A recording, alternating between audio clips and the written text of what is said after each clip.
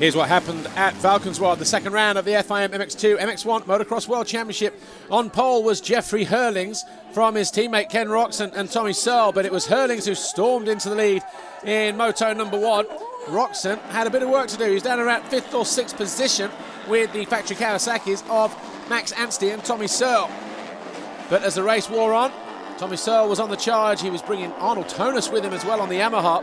And pretty soon it was all eyes up front as the battle for the lead ensued. Jeffrey Hurlings had a 4-second advantage at one point, but Ken Roxon went after the young Dutchman and then made this mistake here and threw away the opportunity at a possible victory, leaving Jeffrey Hurlings to go unchallenged for the remainder of the race. A little bit further back, we had Arnold Tonus moving up past Gauthier Paul, and that was into 5th position. And then Tommy Searle, who was in 3rd, found himself being challenged with a few laps to go from the Swiss rider Tonus. In the end, though, no one was a match for Hurlings. Roxon was 2nd, Searle was 3rd. In the MX1 Race 1, all eyes were on defending champion Tony Cairoli, but also, more importantly, on Belgian Suzuki's. It was Clément de Sale, the series leader after the first round, but he was nowhere to be seen. Instead, it was Steven Frossard who was up there challenging with Evgeny Bobryshev. And Max Nagel. Nagel went through aggressively on the Russian. Frossard was in there in 3rd. He was 2nd in the championship at this stage of the race, tying on points with de Sale. But a little bit further back, Tony Cairoli, well, he didn't make the best start, but he found himself around about 4th at the end of the second lap. And then he found a way up the inside of Max Nagel, who moved him into 3rd place. So Cairoli was in 2nd, and then he found a way past Frossard. Cairoli now led.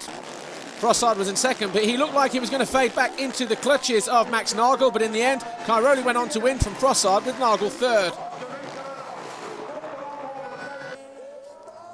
MX2, race 2, and once again Jeffrey Hurlings needed a good start. So too did Tommy Searle and Ken Roxon, and that's exactly what Roxon got. So too did Nicolas Aubin. A few riders crashed going around the first turn, but as the riders came through out onto the first straightaway, it was Ken Roxon and Jeffrey Hurlings who were pretty much side by side. This is what the crowd wanted to see, and the massive crowd here went wild. Roxon moved over for Hurlings on the first lap, but guess what?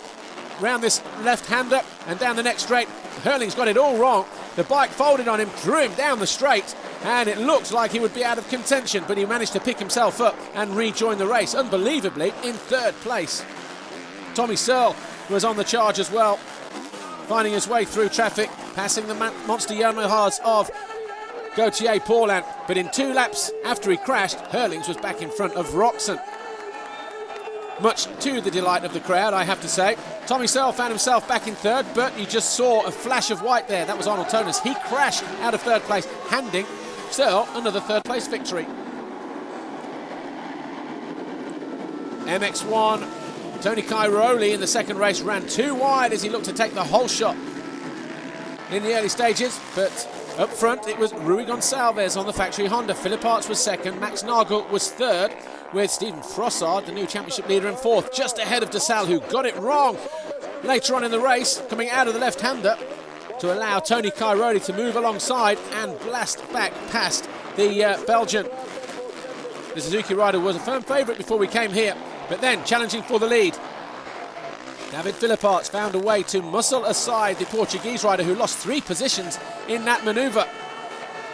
Philipparts also made a mistake and found himself in 2nd position. So with Nagel up front about 8 seconds clear, it was his teammate Tony Cairoli who got on the charge and found a way into 2nd. Frossard looked good in 4th position until a few laps to go and threw it away here. He eventually dropped to 5th. Tony Cairoli won the Grand Prix, Max Nagel won the race.